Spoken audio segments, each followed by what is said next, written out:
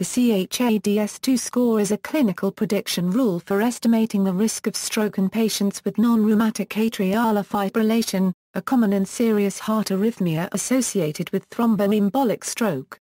It is used to determine whether or not treatment is required with anticoagulation therapy or antiplatelet therapy, since AF can cause stasis of blood in the upper heart chambers, leading to the formation of a mural thrombus that can dislodge into the blood flow, reach the brain, cut off supply to the brain, and cause a stroke. A high CHADS-2 score corresponds to a greater risk of stroke, while a low CHADS-2 score corresponds to a lower risk of stroke.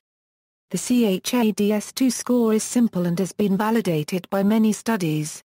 The CHADS-2 scoring table is shown above, adding together the points that correspond to the conditions that are present results in the CHADS-2 score, that is used to estimate stroke risk. In clinical use, the CHADS-2 score has been superseded by the CHA2DS2 VASC score that gives a better stratification of low-risk patients. Stroke risk assessment, and antithrombotic therapy. According to the findings of the initial validation study, the risk of stroke as a percentage per year for the CHADS-2 score is shown in the table. The CHADS-2 score does not include some common stroke risk factors and its various pros-cons have been carefully discussed. Nonetheless, this score is simple and thus it has become widely used. To complement the CHADS-2 score, by the inclusion of additional stroke risk modifier risk factors, the CHA2DS2 VASC score has been proposed. These additional non-major stroke risk factors include age 65 to 74, female gender and vascular disease.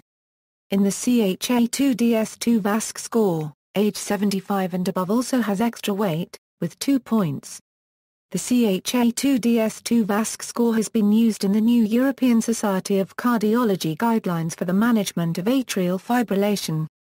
The European Society of Cardiology guidelines recommend that if the patient has a CHADS-2 score of 2 and above, oral anticoagulation therapy such as warfarin or one of the new OAC drugs should be prescribed. If the CHADS-2 score is 0 to 1, other stroke risk modifiers could be considered. If there are 2 or more risk factors, OAC is recommended. And if there is 1 risk factor, antithrombotic therapy with OAC or aspirin is recommended, and patient values and preferences should be considered.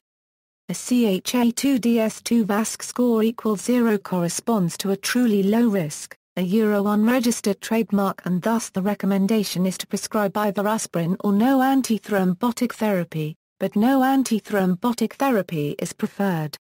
Stroke risk assessment should always include an assessment of bleeding risk.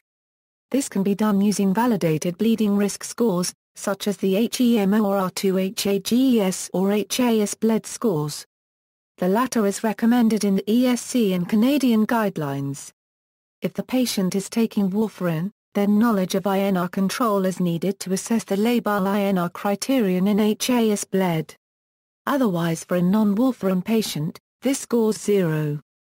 Anticoagulation treatment strategies recommended based on the CHADS-2 score are shown in the table. How the treatment recommendations based on the CHADS-2 score are modified by considering additional stroke risk modifier risk factors using the CHA2DS2 VASC score, CESC guideline recommendations, which recommend the management is shown in the following table. Table is outdated and using this table may result in patient harm. CHA2DS2 VASC. The CHA2DS2 VASC score is a refinement of CHADS-2 score and extends the latter by including additional common stroke risk factors, as discussed below. The maximum CHADS-2 score is 6, whilst the maximum CHA2DS2 VASC score is 9. Note that female gender only scores 1 point if the patient has at least one other risk factor, and does not score any points in isolation. Stroke risk assessment. Anticoagulation, based on the ESC guidelines on atrial fibrillation, oral anticoagulation is recommended or preferred for patients with 1 or more stroke risk factors. This is consistent with a recent decision analysis model showing how the tipping point on the decision to anticoagulate has changed with the availability of new safer OAC drugs. Limitations of stroke risk prediction tools. Current stroke risk prediction tools including the CHA-DS2 and CHA-2DS2 VASC models are helpful in clinical practice. However, these are limited within the context of complex cardiogeriatric syndromes. Expanding such models to consider frailty, cognitive and functional decline, or non-adherence to anticoagulant therapy is warranted.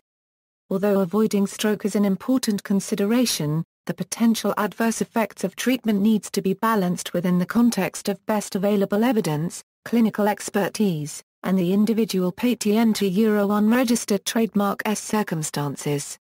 Developing metrics that consider the combination of these factors are likely to shed light on the issues of adherence in this population.